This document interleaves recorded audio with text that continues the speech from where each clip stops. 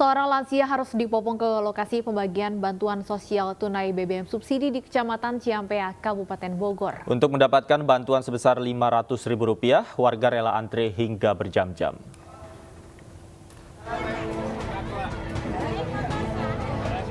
Inah, warga desa Cinangka, Kecamatan Ciampea, Kabupaten Bogor ini terpaksa dibopong petugas karena tidak kuat berdiri lama untuk antri.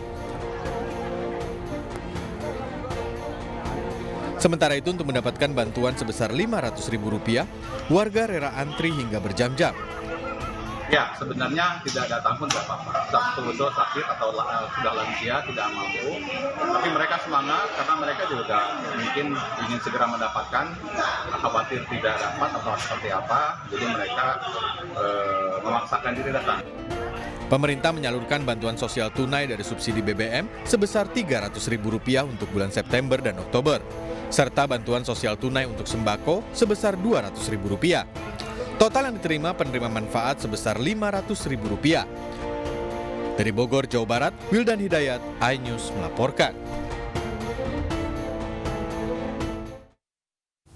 Pemirsa, sebuah video yang merekam aksi seorang anggota polisi memukul seorang ibu di Kabupaten Pinrang, Sulawesi Selatan viral di media sosial. Meski keduanya yang masih ada hubungan keluarga telah berdamai, pelaku kini ditahan di Propam Polres Pinrang.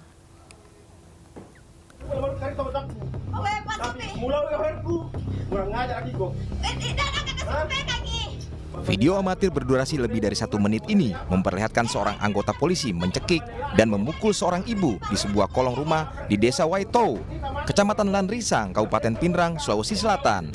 Videonya pun viral di media sosial. Diketahui, polisi tersebut berinisial Aibda S yang bertugas di Polres Pinrang. Permasalahan terjadi ada kesalahpahaman. Kesalahpahamannya korban ini disuruh oknum polisi untuk memanen ikan di empangnya. Laporan dari korban ini, laporannya hasil ikan di empang sedikit. Sedangkan oknum polisi mendapat laporan dari pihak lain bahwasanya panen ikan di empangnya lumayan banyak. Pelaku dan korban yang masih ada hubungan keluarga kini telah berdamai. Meski demikian, pelaku telah dilakukan pemeriksaan dan kini telah ditahan di Propam Polres Pinrang. Dari Pinrang, Sulawesi Selatan, Erwin Eka Pratama, iNews melaporkan. Polri telah menerima memori banding dari mantan Kadif Propam Polri, Ferdi Sambo. Sidang banding tersangka pembunuhan Brigadir Joshua itu rencananya akan digelar pekan depan dengan dipimpin langsung oleh Jenderal Bintang 3.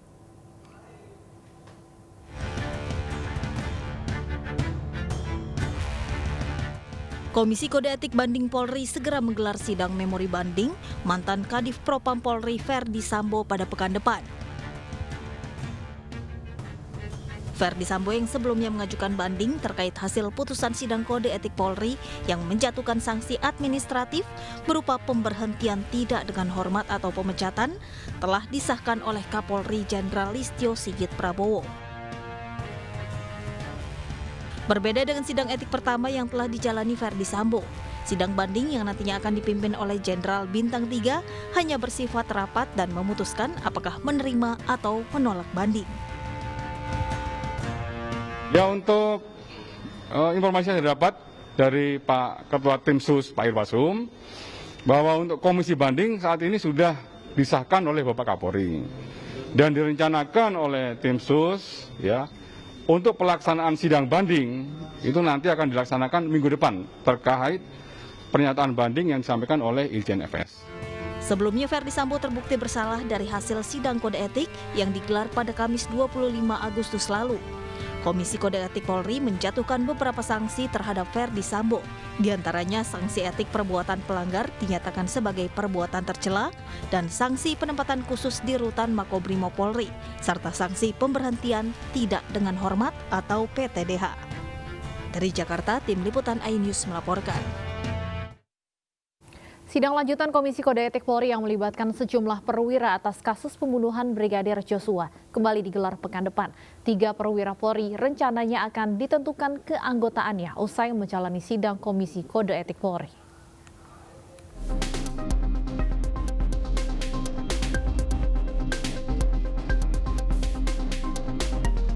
Satu persatu anggota Polri yang terlibat dalam skenario Verdi Sambo telah menjalani sidang Komisi Kode Etik Polri.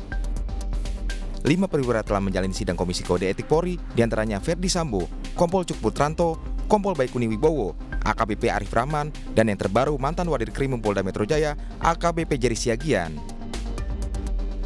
Kelima perwira tersebut dikenakan sanksi berupa pemberhentian tidak dengan hormat karena terbukti tidak profesional dalam menjalankan tugas Polri. Sementara untuk menindaklanjuti keterlibatan tersangka perwira Polri lainnya, Komisi Kode Etik telah mengagendakan ulang sidang ketiga tersangka obstruction of justice. Ketiga tersangka tersebut adalah mantan Karopaminal Propam Polri, Brigjen Pol Hendra Kurniawan, AKBP Arif Rahman, dan AKP Irfan Widianto. Minggu depan nanti jadwalnya akan saya sampaikan kepada rekan-rekan apabila sudah ada informasi yang pasti. Ya, ini masih disusun dulu. Untuk ya. Brigjen HK Pak, minggu depan juga. Sama, informasi saya dapat dari Divpropam untuk sidang kode etik Brigjen HK terkait OJJ nanti minggu depan juga akan digelar. Ya. Diketahui ada 7 tersangka perwira yang terlibat dalam kasus obstruction of justice atau merintangi proses penyidikan pembunuhan Brigadir Joshua. Kini Polri telah mengimpahkan berkas perkara 7 perwira yang diduga merintangi proses penyidikan ke Jaksa Penuntut Umum Kejaksaan Agung. Tim iNews melaporkan. Pemirsa, Kejaksaan Agung membuka opsi menggabungkan berkas perkara obstruction of justice dalam proses penyidikan pembunuhan mantan ajudan Verdi Sambo. 43 jaksa penuntut umum disiapkan untuk menangani kasus merintangi proses penyidikan tersebut.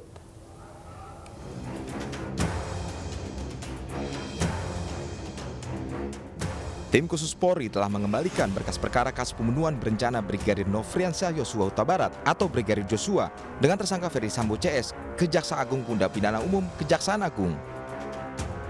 Kelima berkas perkara tersebut adalah Verdi Sambo, Barada Eliezer, Bribka Riki Rizal, Kuat Ma'ruf, dan Putri Chandrawati. Selain berkas perkara pembunuhan Brigadir Joshua, Kejaksaan Agung juga telah menerima berkas perkara 7 tersangka obstruction of justice dalam proses penyidikan pembunuhan ajudan Verdi Sambo.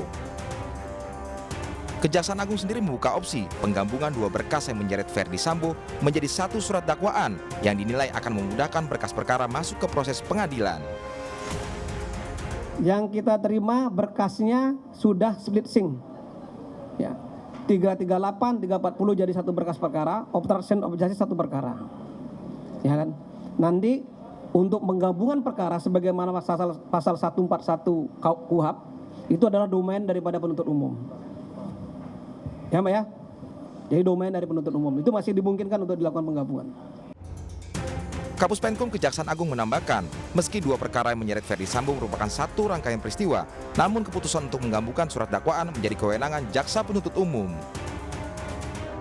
Diketahui, Kejaksaan Agung telah menyiapkan 30 jaksa penuntut umum untuk menangani kasus pembunuhan berencana Brigadir Joshua yang menyeret Verdi Sambo. Sementara 43 jaksa penuntut umum juga disiapkan untuk menangani kasus obstruction of justice atau merintangi proses penyidikan kasus pembunuhan itu. Tim iNews melaporkan.